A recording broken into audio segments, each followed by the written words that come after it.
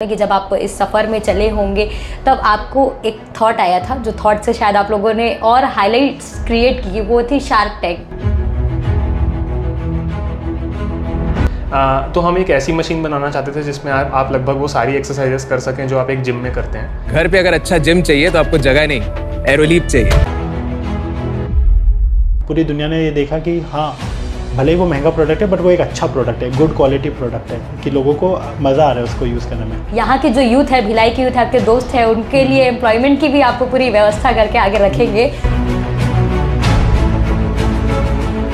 And हमारा idea कभी ये नहीं था कि हमें बहुत सस्ती कोई चीज़ बनानी है। हमारा आइडिया ये था कि हम एक ऐसा प्रोडक्ट बनाएंगे जिसको अगर कोई कस्टमर यूज़ करे तो उसको बहुत ही अच्छी फीलिंग आए।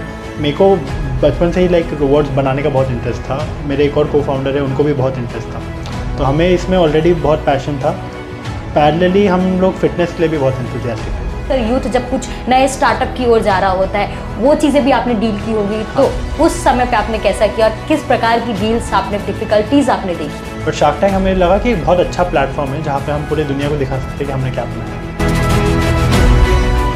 भारत सरकार की मुहिम आत्मनिर्भर को अपना प्रेरणा स्रोत बनाकर 3 युवाओं ने एक ऐसा कमाल कर दिखाया जिसे सुनकर आप भी हैरान हो जाएंगे। भिलाई के 3 युवा जवानों ने जो है खुद की कंपनी खड़ी कर दी है। इस वक्त हमारे साथ में वो 3 दोस्त मौजूद हैं। दोस्त इसलिए कह रही हूँ कि 3 दोस्तों के द्वारा ये जो स्टार्टअप कंपनी है उसकी शुरुआत की गई है। 2 दोस्त इस वक्त हमारे साथ मौजूद है, तीसरे अभी इस वक्त हमारे साथ में किसी कारणवश नहीं है, पर 2 जो है हमारे साथ मौजूद है। इसमें से अमन जी हैं और उनके दोस्त रोहित जी हमारे साथ में मौजूद है। इनसे हम जानेंगे कि इन्हें जो भिलाई से बैंगलोर से शार्क टैंक तक का जो सफ़र था, एक कार्यक्रम है जहां पर नए युवा नई अपने आइडियाज़ के साथ में वहां पर प्लेटफॉर्म पे पहुंचते हैं और अपने आइडियाज़ शेयर करते हैं और उस चीज़ों पे अब काम करने की जो तरीके होते हैं उस पे काम करते हैं। इस वक्त हमारे साथ मौजूद है, लेकिन इनका जो सफ़र था उसके बारे में हम जानेंगे और इनकी क्रिएटिविटी के बारे में जानेंगे और उन्हें आइडिया कैसे आया इस प्रकार की सोच का, उसे हम जो है जानने की कोशिश करेंगे। हमारे साथ अमन जी मौजूद है, अमन जी से जानेंगे। अमन जी, सबसे पहले कॉलेज से जो है आपकी दोस्ती शुरुआत हुई, दोस्ती से अब आप एक बिजनेसमैन बन चुके हैं। आमतौर पर आप आईटी सेक्टर से बिलोंग करते हैं, तो मैथ्स टीम से आप सीधा बिजनेस टीम पर आप लोगों ने छलांग लगाई है, कैसे? एक्चुअली जब हम कॉलेज में थे तो काफ़ी इंस्पिरेशनल एनवायरनमेंट था। आईआईटी का एनवायरनमेंट जो है वो भिलाई से काफ़ी अलग था। हमने देखा कि वहाँ पे लोग, सारे बच्चे कुछ अलग अलग करने की कोशिश कर रहे हैं। एंड उसी समय हमें ये समझ आया कि बहुत सारे लोग ऐसे हैं जो खुद का बिज़नेस स्टार्ट कर रहे हैं और फिर वो हमारे कैंपस आते थे आईआईटी के बच्चों को रिक्रूट करने के लिए। तो हमें लगता था कि कितना अच्छा होगा अगर हम फ्यूचर में कभी खुद की कंपनी चालू कर पाएँ और आईआईटी जाके अपने ही जूनियर्स को हायर कर पाएँ। तो वहाँ से पहली बार वो थॉट आया हमारे अंदर। जब हम कॉलेज से निकले तो हम अपनी जॉब्स कर रहे थे एंड हम तीनों दोस्तों के पास, मेरा, रोहित और अनुराग का एक व्हाट्सएप ग्रुप हुआ करता था। एंड उसमें हम लोग काफ़ी आइडियाज़ ऐसी ब्रेनस्टॉर्म करते थे, आइडियाज़ एक्सचेंज करते थे कि हमें कहाँ पे गैप है मार्केट के अंदर, कहाँ पे हम कोई एक नया बिज़नेस स्टार्ट कर सकते हैं। एंड हम ये ढूंढ रहे थे कि ऐसा कौन सा एरिया है जहाँ पे हमारी टेक्निकल एक्सपर्टीज़ जो हमने कॉलेज में इंजीनियरिंग में सीखा है और साथ ही साथ एक बिज़नेस अपॉर्चुनिटी भी हो। तो उसके ये पूरे प्रोसेस के थ्रू जब हम जा रहे थे तब हमें ये एक आइडिया आया कि अगर घर पे कोई होम जिम सेटअप करना है तो होम जिम सेटअप करने का कोई आसान तरीका नहीं है। बहुत लोग डंबल खरीदते हैं, उससे चोट लग सकती है, काफ़ी कुछ हो सकता है। तो हम एक ऐसी मशीन बनाना चाहते थे जिसमें आप लगभग वो सारी एक्सरसाइजेस कर सकें जो आप एक जिम में करते हैं। एंड वहाँ से हमारी शुरुआत हुई लगभग 2020 में। आपने जिम इक्विपमेंट्स की आपने बातचीत की, डंबल्स लोग खरीदते थे, काफ़ी कॉस्टली ये चीज़ें होती थी, तो इसमें क्या आपने वेरिएशंस लाए हैं कि कम कॉस्ट में आपने लोगों तक पहुंचाने की कोशिश की है या फिर उसके कॉस्ट में कुछ डिफरेंसेस ज़्यादा हैं, कम है कुछ? एक्चुअली हमारा कॉस्ट काफ़ी ज़्यादा है कंपेयर टू जो इक्विपमेंट अभी घर के लिए अवेलेबल है। एंड उसका रीज़न ये है कि अगर आप वेस्ट में यानी इंडिया के बाहर अगर आप देखें तो इस जो टेक्नोलॉजी से हम बना रहे हैं इक्विपमेंट, इसका कॉस्ट इससे भी करीब 4 से 5 गुना ज़्यादा है। एंड हमारा आइडिया कभी ये नहीं था कि हमें बहुत सस्ती कोई चीज़ बनानी है। हमारा आइडिया ये था कि हम एक ऐसा प्रोडक्ट बनाएंगे जिसको अगर कोई कस्टमर यूज़ करे तो उसको बहुत ही अच्छी फीलिंग आए प्रोडक्ट यूज़ करते समय, उन्हें लगे कि वो यूजेबल है और हम make in India and make for the world के आइडियोलॉजी से आगे चल रहे थे। तो हमारे मन में कभी ये नहीं था कि प्रोडक्ट को सिर्फ इंडिया में ही सेल करना है। हम ऐसे सोच के चल रहे थे कि अगर कोई भी इंसान फिटनेस के लिए लाइक होम जिम सेटअप करना चाहता है, भले वो इंडिया में हो या अब्रॉड हो, तो हम उसके लिए एक बेस्ट पॉसिबल प्रोडक्ट बनाना चाहते थे। कॉस्ट पर्सपेक्टिव से अगर आप घर पे डंबल वगैरह खरीदना चाहें तो यूजुअली बहुत ही पुअर क्वालिटी के होते हैं, तो इस वजह से भी उसका कॉस्ट काफ़ी कम होता है। अगर कोई हाई क्वालिटी इक्विपमेंट बनाना चाहे तो बाय नेचुरली उसका कॉस्ट थोड़ा बढ़ जाता है। एक चीज़ें हो जाती हैं कि आप डिग्री के तौर पर कुछ चीज़ें आप पढ़ते हैं, फोर्सफुली पढ़ते हैं या फिर कुछ और अन्य तरीक़ों से पढ़ते हैं, फाइनेंशियली इंडिपेंडेंट होने के लिए भी पढ़ते हैं, पर आपने जो है आपने आपको स्टेबल किया है कहीं ना कहीं इस चीज़ें। तो इसका स्रोत आपकी इसके आइडियाज़ कहाँ से आए होंगे कि आपको लाइक बिजनेस में फाइनेंशियली इंडिपेंडेंट होना है और खुद का एक स्टार्टअप डाल रहे हैं, उस बीच में जो वो कनेक्शन कुछ ना कुछ एक चाहिए होती है इंस्पिरेशन के तौर पे, वो कहाँ से आई? एक्चुअली हम सबके केस में जनरली एक अच्छी चीज़ ये थी कि हमें नौकरी करते समय घर पे पैसे नहीं भेजने पड़ते थे, और ऐसा प्रिविलेज शायद इंडिया में बहुत कम बच्चों के पास होता है। तो हम काफ़ी प्रिविलेज थे इन द सेंस कि हमारे पेरेंट्स अभी भी काम कर रहे हैं, उनसे वो एक काफ़ी बैक सपोर्ट था कि उन्हें हमसे पैसे नहीं चाहिए थे सर्वाइवल के लिए। तो इस वजह से हम लोग काफ़ी रिस्क ले पाए काफ़ी जल्दी, लगभग 1.5-2 साल की नौकरी के बाद ही हम वो रिस्क ले पाए और ख़ुद की कंपनी स्टार्ट कर पाई।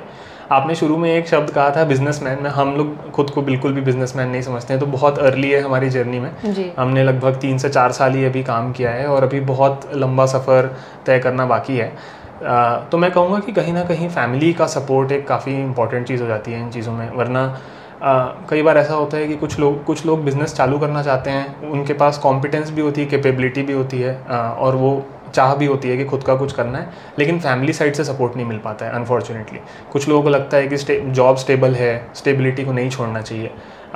शुरू में काफ़ी समय तक हमने सैलरीज भी नहीं ली थी, तो हम काफ़ी कम में ही अपना गुजारा कर रहे थे, और जनरली लोगों के मन में ये आता है कि अगर एक बार आप IIT चले गए तो IIT के बाद तो पैसों की कभी कमी नहीं होगी, लेकिन ऐसा बिल्कुल नहीं था। शुरू में हमने काफ़ी लगभग 1.5 साल 2 साल काफ़ी स्ट्रगल किया, both financially but at the same time हमारे फैमिली का काफ़ी सपोर्ट था कि कभी भी किसी भी चीज़ की कमी नहीं होने दी, और हमारे ऊपर कभी ये प्रेशर नहीं था कि घर पे पैसे भिजवाने हैं या ऐसा कुछ। इस वजह से शायद हम कर पाए। जी, अमन जी को आपने सुना, अमन जी की जो ये कहानी थी, ये जो सफ़र था, इनका पॉइंट ऑफ व्यू आपने सुना, बट हमारे साथ में रोहित जी भी मौजूद है, इनसे भी हम जानेंगे कि कैसे वो इस पूरे अपने थीम को देखते हैं, कैसे उन्हें लगा कि इस प्रकार की चीज़ें बिजनेस जो कंपनी IT कंपनी उन्होंने खड़ी की है उसको करने से पहले उनके भी विचार कुछ बदले होंगे, आए होंगे, उनके बारे में भी हम जानने की कोशिश करेंगे रोहित जी से।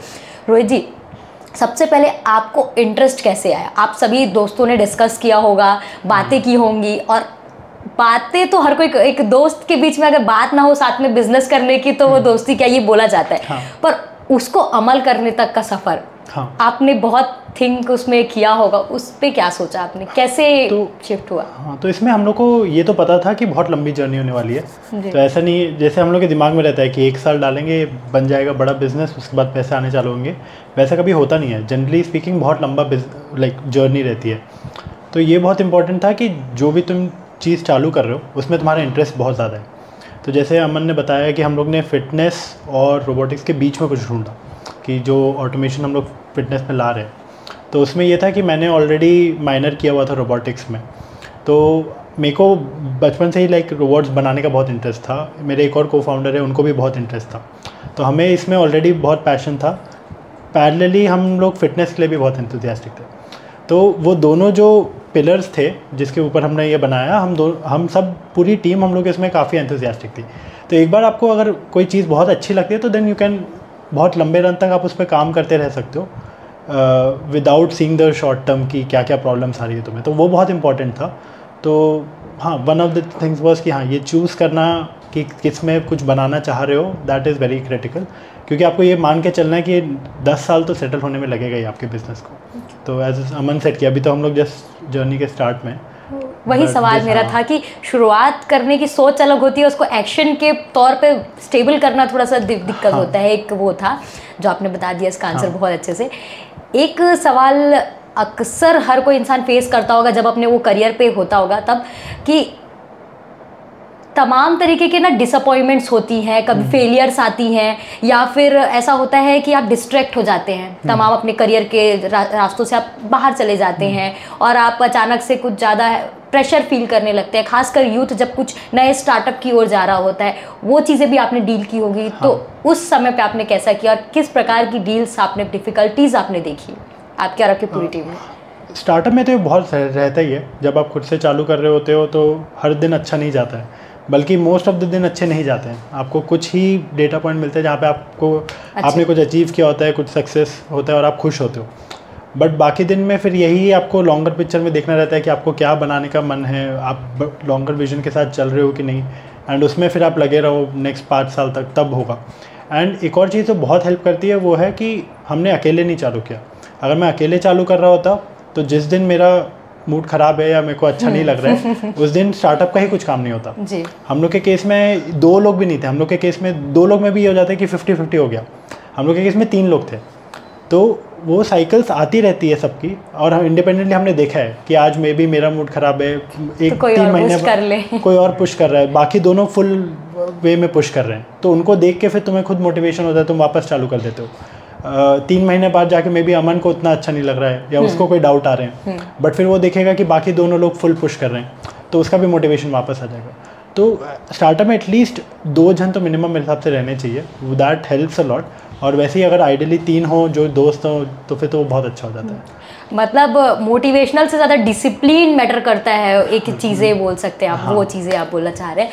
और इसी बीच में एक और चीज़ें हुई होंगी अक्सर आप लोगों के साथ में कि जब आप इस सफ़र में चले होंगे तब आपको एक थॉट आया था, जो थॉट से शायद आप लोगों ने और हाईलाइट्स क्रिएट की, वो थी शार्क टैंक। यहाँ जाने की सोच और वहाँ तक पहुँचने की मशक्क़त वो कैसी थी? आपको कैसे आइडिया कि हमको वहाँ जाना चाहिए और ये चीज़ें अपनी क्या रिप्रेजेंट करनी चाहिए, और वहाँ कैसा था? तो पहले 3 साल तो हमने बस प्रोडक्ट बनाने में लगा दिए थे। इसमें हम लोग सिर्फ एक छोटी सी वर्कशॉप लिए थे, वहाँ पे हम लोग बस प्रोडक्ट बना रहे थे एंड ज़्यादा लोगों को पता नहीं था इसके बारे में। जब हम लोग का प्रोडक्ट बन गया तो अब ऐसा था कि अब हमें इसे दुनिया के सामने लेके जाना है। तो हम लोग एट अपने लेवल तो ट्राई कर ही रहे थे कि भाई एड्स रन कर रहे हैं, लोगों को दिखा रहे हैं, यहाँ वहाँ जा रहे हैं। बट शार्क टैंक हमें लगा कि एक बहुत अच्छा प्लेटफॉर्म है जहाँ पे हम पूरे दुनिया को दिखा सकते हैं कि हमने क्या बनाया है।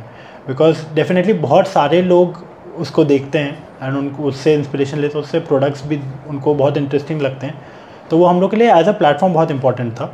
एंड वैसे हमें हेल्प भी बहुत मिली कि जब हम वहाँ पे गए तो भले ही जैसे अमन ने बोला कि हमारा प्रोडक्ट महंगा था, तो लोगों को उसमें डाउट्स थे कि कितना अच्छा बिजनेस बन सकता है। बट जब उन्होंने प्रोडक्ट ट्राई किया उनको बहुत अच्छा लगा, तो उससे हमें भी मोटिवेशन मिली। पूरी दुनिया ने ये देखा कि हाँ, भले ही वो महंगा प्रोडक्ट है बट वो एक अच्छा प्रोडक्ट है, गुड क्वालिटी प्रोडक्ट है, कि लोगों को मज़ा आ रहा है उसको यूज़ करने में। तो वो हमें बहुत बेनिफिट दिया। तो as a platform Shark Tank बहुत अच्छी जगह है जहाँ पे आप जाके आप पूरी दुनिया को दिखा सकते हो कि आपने क्या बनाया है। एक आखिरी सवाल, आपने अब तक का सफ़र तय किया है, अब आगे की जो प्लानिंग प्लॉटिंग है वो आप ऑलरेडी कर रखे होंगे, आपने रखा होगा। हाँ। क्या कुछ है एम आपका आगे जाके, आपको ये अचीव करना है, ऐसा कुछ करना है, क्या कुछ है इसमें? अभी तो बहुत पूरी जर्नी बची हुई है। अभी तो जस्ट हमने चालू किया है। हम लोग के इवन बोलने के लिए 4 साल है, बट सिर्फ 1 ही साल हमने सेल्स अच्छे से किया है। तो हम लोग तो बहुत कम लोगों तक अभी पहुँचे हैं। धीरे धीरे करके हमें उसी को बढ़ाना है कि और कैसे ज़्यादा लोगों तक पहुँचे। तो जैसे अमन ने बताया कि ये प्रोडक्ट हम सिर्फ इंडिया के लिए नहीं बना रहे, हमें इंडिया में बनाना है। हम लोग बैंगलोर में ही इसकी पूरी R&D की है, पूरी मैन्युफैक्चरिंग की है, बट हमें इसको sales all around the world करना है। तो धीरे धीरे करके हम इंडिया से बाहर भी जाएंगे इसकी सेल्स के लिए। प्लस जैसे अमन ने बताया कि प्राइस पॉइंट थोड़ा हाई है इसका, बट इंडिया के लिए हमें एक और अफोर्डेबल वर्जन भी बनाना है। तो हम लोग ये चाह रहे हैं, at the end of the day हम लोग ये चाह रहे हैं कि जितने ज़्यादा लोग एक्सरसाइज करना चालू कर सके, जितने ज़्यादा लोग वो हेल्दी हैबिट बनाना चालू कर सकते, वो हमारे लिए अच्छा है। तो हम लोग धीरे धीरे ऐसे भी प्रोडक्ट्स लाएंगे जो कि मच अफोर्डेबल होंगे फॉर द वाइडर ऑडियंस। तो उस पर भी काम चालू है। ओके, तो जो 3 भिलाई के युवा थे जो जोशीले जोश के साथ में अपनी जो फिटनेस फ्रीक की तरफ अपनी जो करियर को लेकर जा रहे हैं, और जैसे कि आपने सुना इनका एम है कि इंडिया से बाहर इनकी सेलिंग ये बढ़ाएंगे, लेकिन साथ ही जो अफोर्डेबल प्राइस के साथ में इंडिया के लिए भी ये काम करना चाहते हैं। और साथ ही मेरे ख्याल से यहाँ की जो यूथ है, भिलाई की यूथ है, आपके दोस्त हैं, उनके लिए एम्प्लॉयमेंट की भी आपको पूरी व्यवस्था करके आगे रखेंगे। तो ये इनका टारगेट है और लगातार ये जो टारगेट है ये अचीव करते जा रहे हैं। पर अब हमें इनके से जो है इजाज़त लेनी पड़ेगी क्योंकि इनका शो है, वो वहाँ जाएंगे और आगे हम लगातार आपको नए नए ऐसे अलग अलग टाइप के जो स्टोरीज होती हैं, युवाओं की जो जोश होते हैं, हम आपको दिखाते रहेंगे। तब तक के लिए बने रहिए KT न्यूज़ के साथ में। धन्यवाद।